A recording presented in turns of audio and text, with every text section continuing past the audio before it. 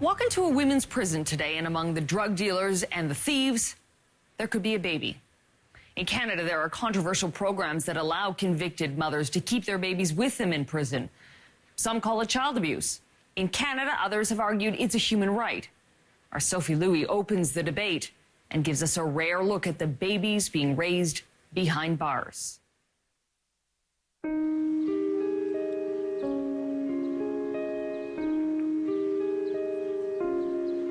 I was arrested for possession of a controlled substance. Maria Gasca is inmate R83994 at the Decatur Correctional Center for Women outside Chicago. And Maria is not alone in prison.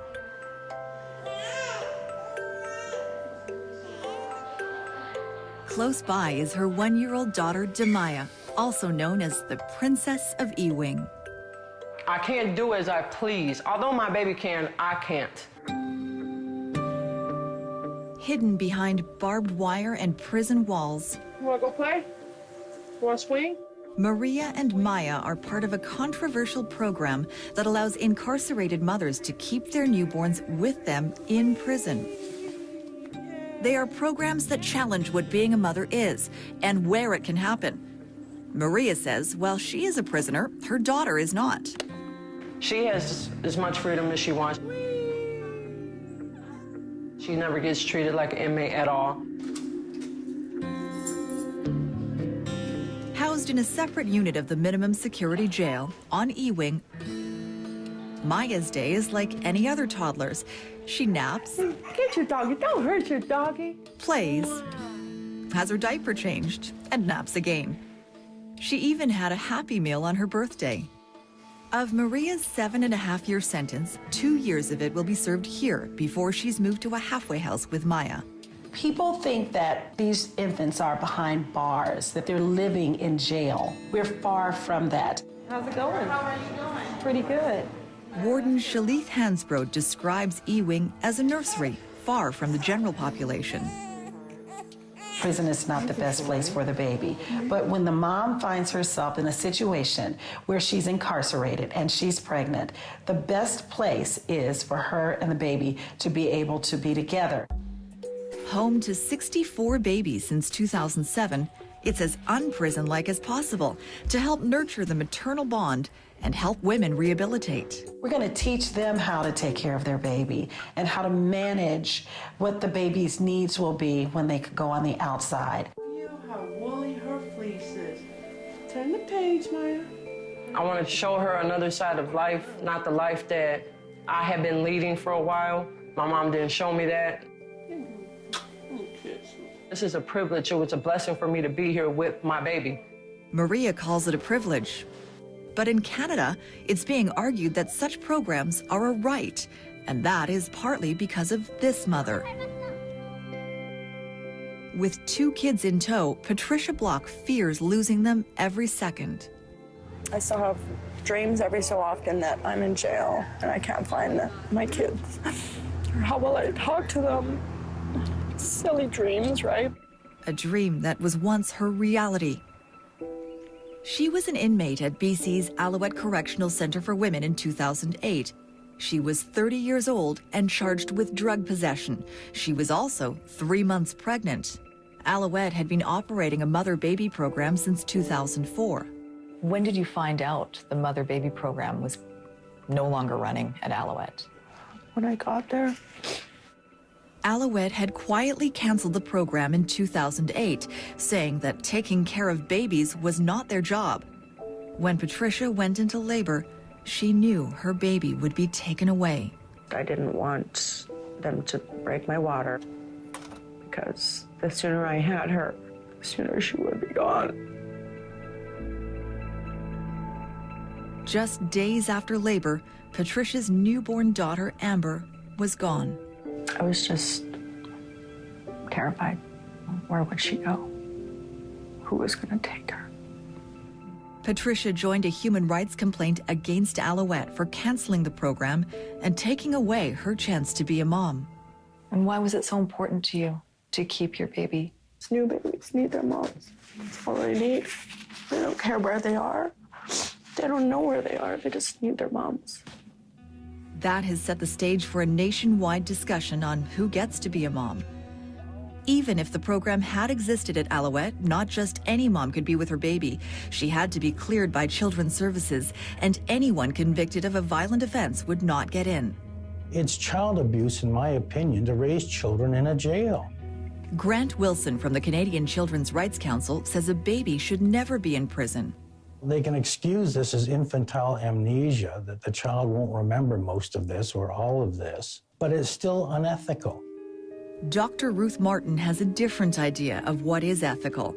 A former prison physician at Alouette, she thinks a mother can be a mom anywhere. The community standard for making a decision about a baby staying with a mother should be equally applicable to women who are incarcerated. That's because the benefits of breastfeeding and bonding are felt early on. Being with mother right from day one has very strong implications for the way that that baby will actually develop emotionally and physically. It just floors me, no matter what kind of situation you have. You still got people there that are not well educated. This is not some maternal home. It just isn't that way. This is our temporary home, yes. You want your pacifier? Maria's home isn't a regular jail cell. I have my bed. Maya has her crib, her changing table, all her clothes. You can make it feel comfy, homey for the baby. Comfy means cameras in each cell, guards monitoring the wing, and there are rules. A baby cannot sleep in the same bed as the mother, no spanking, and if Maria has to leave the wing, other inmates are carefully screened before they can care for Maya. Alouette's mother-baby unit was home to a dozen babies over the 4 years it was open. During that time, there were no safety incidents, and babies met their development targets. After the unit closed, between 2008 and 2011, 12 babies were taken away from their moms. Moms like Patricia Block. You can just make simple mistakes, and you're there. Patricia served 10 months in prison, quickly reuniting with Amber when she got out. Some people will say that you went to jail, you committed a crime, you gave up your rights. I think that my daughter's rights to be with her mother matter. Amber is now 5 and doesn't know she's at the center of a human rights debate. But she does know who her mom is. Thank you for being a good mommy, Mom. Hey, thanks, Sammy. Thanks for being such a good daughter. Thank you. Next, going to court for a baby's right to be behind bars. If you believe in human rights, then one case gone wrong is one too many.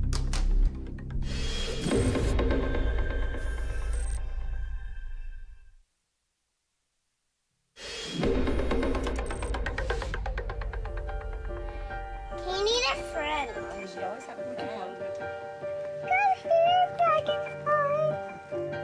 You got him. It's a typical afternoon for 3-year-old Tia Cole, catching dragonflies with her grandmother Michelle and mother Amanda Edgar. Had a farm. E-I-E-I-O. What's not so typical, Tia Cole was born in jail. The briefest. Sing with me.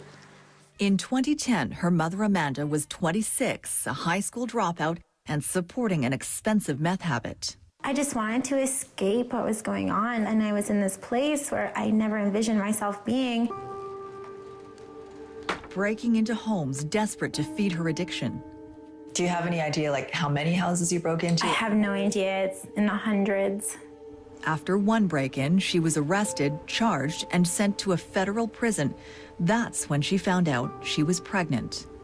And it was just like, this is it. This is your chance. Just take it. Just love your baby and love yourself. Loving her baby meant applying for Canada's mother-baby program. It allows babies up to the age of 4 to stay with their mothers in federal prisons. Dozens of other developed countries have mother-baby programs. The US, the UK, Germany, Denmark, Russia, and South Africa. Canada started its own in 1997. Amanda saw it as a chance. This is an opportunity. It's not necessarily a bad thing. And it wasn't easy to get in. She was screened by Child Welfare Services, Corrections Canada, and the warden. It was a lot of work, but Amanda was determined. I really wanted to breastfeed. I really wanted that. Like, I think that's a bond, a really good bond that every mother should have. Tia Cole was born that June. The two lived in a separate house at the Fraser Valley Institute specifically for mothers. It was here that Amanda watched Tia grow. When we first started seeing her roll, we were just like, oh my God, she's doing it. And same when she started breaking teeth. Yeah, that was all in there. In 2011, Amanda was released with her 5-month-old daughter. They were one of the last full-time pairs to participate in the program. This man says that's because it's too hard to get in and that Canada is unnecessarily separating mothers and babies. The default should really be to keep them together and then look at the reasons why that isn't possible or isn't appropriate. Howard Sapers is Canada's correctional investigator. He says a baby's welfare is the primary concern, and the program gives mothers the choice to keep their babies, breaking the cycle of crime. So we know that children of incarcerated mothers in particular who suffer that long separation tend to be the most at risk of growing into a criminal lifestyle. It's really important to get the child off to a good start. While Howard thinks keeping mother and child together is the best start, Grant Wilson of the Canadian Children's Rights Council doesn't buy it. He says better options are available. I object to having those kind of situations where relatives, close relatives and fathers can raise their children, and this mother has this right to raise the child in court, at least in prison. On average, babies stayed 8 months on a full-time basis in Canadian federal prisons, but roughly only 100 women have participated. And while the number of incarcerated mothers in Canada is lower than most, Howard says that doesn't mean people shouldn't care. If you believe in human rights, then one case gone wrong is one too many. Ella was a beautiful girl. Amanda had the choice to apply to the program because she was sent to a federal institution. Patricia Block had no choice because she was sent to a provincial one that had canceled its program. That's why she decided to take her case to the BC Supreme Court. She was part of a human rights complaint launched after her daughter Amber was taken away. It was so wrong for Amber, what had happened to her. In December 2013, the court agreed. It ruled that closing the program had violated Patricia and Amber's right to be together. The facility reopened its mother-baby unit last spring. Doing your time is one thing. Having your baby taken is a completely different thing. 2/3 of Canada's female prison population are mothers. The majority are single moms, convicted of non-violent crimes, often struggling with addiction. Grant says they cannot be good mothers. They don't have the same values. They don't have the same integrity. Well, they've already got a huge problem already on becoming a good person and then becoming a good parent.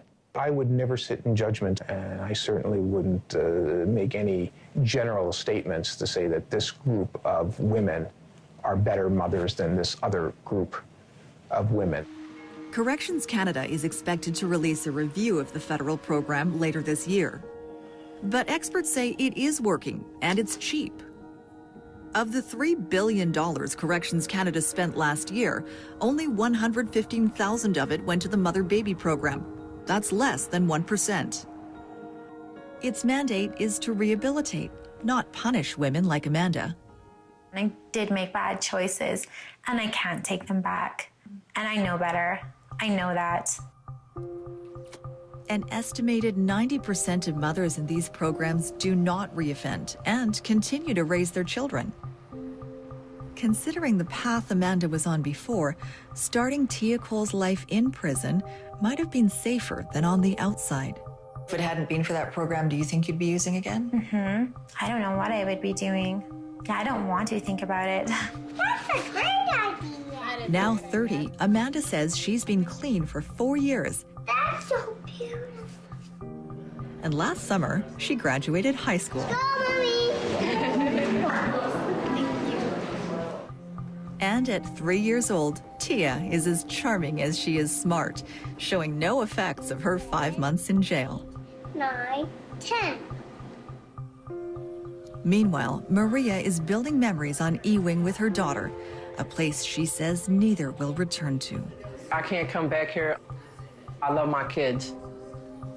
I can't take the chance of being away from them. Maybe the next time Maya gets a Happy Meal, it will be on the outside.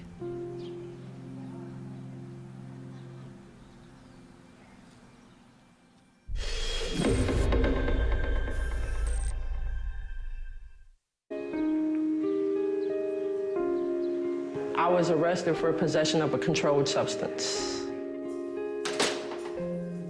Maria Gasca is inmate R83994 at the Decatur Correctional Center for Women outside Chicago. And Maria is not alone in prison.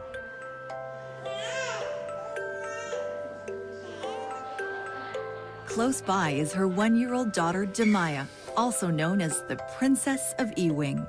She has as much freedom as she wants. She never gets treated like an inmate at all. Housed in a separate unit of the minimum security jail on E-Wing, Maya's day is like any other toddler's. She naps, Get your doggy. Don't hurt your doggy. plays, has her diaper changed, and naps again. She even had a Happy Meal on her birthday. Of Maria's 7.5-year. Walk into a women's prison today, and among the drug dealers and the thieves, there could be a baby. In Canada, there are controversial programs that allow convicted mothers to keep their babies with them in prison. Some call it child abuse. In Canada, others have argued it's a human right. Our Sophie Louis opens the debate and gives us a rare look at the babies being raised behind bars.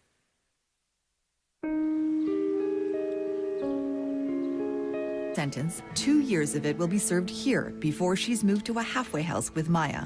People think that these infants are behind bars, that they're living in jail. We're far from that. How's it going? How are you doing? Pretty good.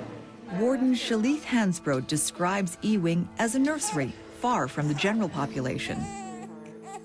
Prison is not the best place for the baby. But when the mom finds herself in a situation where she's incarcerated and she's pregnant, the best place is...